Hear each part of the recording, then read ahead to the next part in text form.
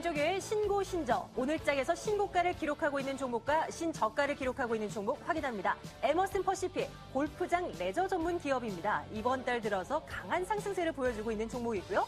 오늘장 신저가 종목으로는 S-오일입니다. 최근 들어서 외국인 투자자들의 매도 공세가 이어지며 52주 신저가 기록하고 있습니다. 에머슨 퍼시픽, 오늘장에서는 다소 밀려나고 있습니다만 이번 달 들어 주가는 무려 60% 이상 급등한 바 있습니다.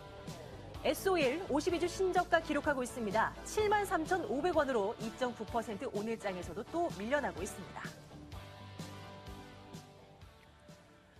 최근 들어서 흐름이 좋지 않은 종목을 오늘은 꼽아봤습니다. 하지만 요 며칠 사이에는 반등이 나오는 종목, 한진해운을 꼽아두고 있습니다. 김종효 연구원과 함께하겠습니다. 한진해운에 대한 부분 오늘 점검을 해주신다고 들었는데요. 이 그동안에 밀려 내려온, 정말 끊임없이 내려왔지 않습니까? 그 이유, 가장 큰 이유는 뭐라고 생각하세요? 업황입니까? 최근에 이제 전체적으로 종목군들의 흐름을 관통하고 있는 것은 상승 종목 쪽에서도 실적 요인이 있겠습니다만 특히 하락 종목 쪽에서는 실적이 거의 주류를 차지하고 있다고 봐야 될 것 같습니다. 그래서 한진해운의 주가 약세는 업황 부진에 따른 실적 부진 양상이 이어지고 있다라는 것. 그리고 이것이 올해 2분기를 기점으로 하반기에는 돌아선다라는 것이 기존의 컨센서스였다면 네. 최근에 나오고 있는 보고서 내용은 이것도 지연될 것이다. 그래서 하반기에도 좀 더 확인해보자라는 그런 심리가 나오고 있다는 점이 현재 주가 하락의 원인이라고 보여집니다. 전반적으로 CCFI로 표시되고 있는 또 SCFI로 표시되고 있는 중국발 컨테이너 지수가 여전히 하락 국면으로 계속 이어지고 있는 상황이고요.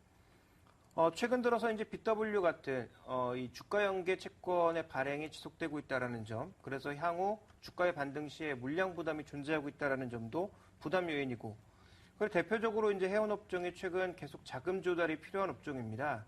업황 자체가 좋지 않다 보니까 기존에 이제 부채가 많은 상황에서 달러는 강세로 가고 있는 모습이고, 거기에 이제 금리 상승까지 나타나고 있는 모습들이기 때문에 이와 관련된 부담감이 최근 가시화되고 있다. 그래서 최근에 주가가 지속적인 약세를 보였다. 이렇게 볼 수가 있습니다.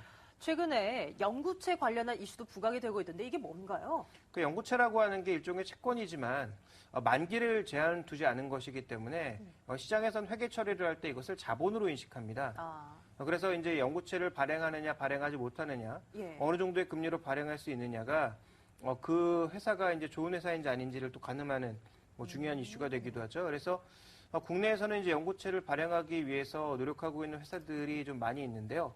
예를 들어서 이제 통신주처럼 좀 안정적인 성격의 그런 종목군들은 연구체가 됐든 어떤 채권이 되었든 쉽게 발행할 수 있지만 네, 그럴 것 같아요. 실제적으로 업황이 좋지 않은 이 해운업종이라든지 이 건설업종이라든지 금리에 민감한 이런 업종들은 최근 들어서는 좀 발행하기가 쉽지가 않습니다. 만약에 이제 한진해운이 연구체를 발행하게 된다면 지금 시세금리보다 꽤 높은 한 7%대 금리에 발행할 가능성이 있어 보이고요. 네. 이 연구체가 만기가 없다고는 하지만 일종의 콜옵션이 좀 부여될 가능성이 얘기가 되고 있습니다. 5년 상환 우선권이라고 해서 5년이 지나게 되면 상환을 청구할 수 있는 그런 권리가 있고요.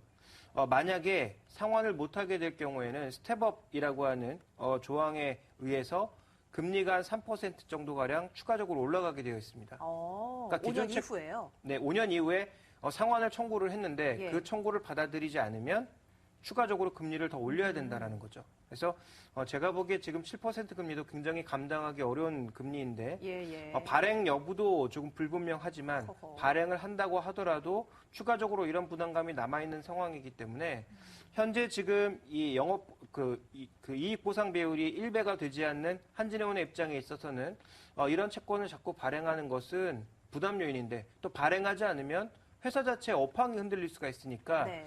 굉장히 좀 진퇴양난에 쌓여있는 그런 상황이다. 이렇게 좀 볼 수 있는 겁니다. 이렇게나 높은 금리를 주면서 채권을 이제 발행하겠다라고 해도 7% 그리고 5년 이후에 미상환하면 추가로 3% 더 준다고 해도 과연 이 한진해운이 발행하는 채권을 사겠다고 하는 쪽이 있을까 이런 생각도 들거든요. 그러니까 아무래도 이제 한진해운이 장기적으로 망할 회사는 아니다라는 측면이 부각되게 되면 장기 투자를 하는 보험 같은 쪽에서는 투자를 하겠죠. 근데 이제 은행이라든지 이런 쪽은 아무래도 이제 바젤 협약과 관련된 부분도 맞춰가야 되고 그러니까 편입하기가 쉽지 않을 겁니다. 예. 또 최근 외국 기관뿐만 아니라 국내 기관에서도 신용등급 전망이 계속 하향되고 있거든요. 그래서 이런 관점에서 아무래도 이제 연구채 발행은 그렇게 쉽지 않은 상황인데 만약에 발행을 하게 된다면 이면 계약을 통해서 기존에 나왔던 뉴스보다 더 강화된 조건으로 발행할 가능성도 배제할 수 없는 국면이겠죠. 예, 그래서 연구체 이제 발행 자체에 대해 살펴봐야 될 것 같고 금액 자체가 한 1,500억 정도기 때문에 그렇게 많지 않은 물량이긴 합니다만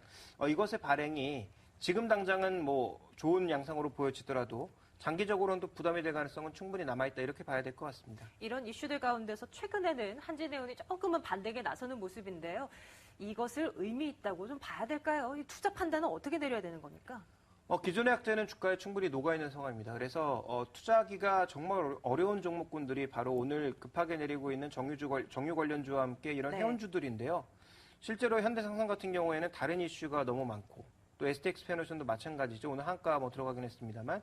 그래서 이들이 해운업종 한진해운뿐만 아니라 전반적인 투자 전략은 기존에 이제 가지고 계셔서 손실이 많이 나신 분들은 지금 당장 빠져나오기에는 굉장히 좀 아깝다라는 생각을 하고 있습니다. 그래서 기간은 길어질 것으로 보이나 현재 구간에서는 좀 고통을 인내하는 전략. 만약에 다른 종목을 투자해서 빠르게 이 손실을 메꿔갈 수 있다면 손절을 하고 옮겨가는 것이 좋은데 지금은 상황이 또 그런 상황도 아니기 때문에 지금 구간에서는 뭐 손실을 이미 많이 나신 분이시라면 쉽게 종목을 바꾸는 것은 좋은 전략은 되지 않을 것 같습니다. 다만 이제 신규 매수의 관점에서 봤을 때는 지금 굳이 진입을 해야 되느냐 그리고 지금 의미 있는 리바운딩이 나타나고 있는 거냐 이에 대해서는 조금 저는 부정적인 시각을 가지고 있기 때문에 그리고 한진해운에 대해서는 신규 매수는 좀 자제하시면서 여유 있게 투자하는 전략이 필요할 것 같고요.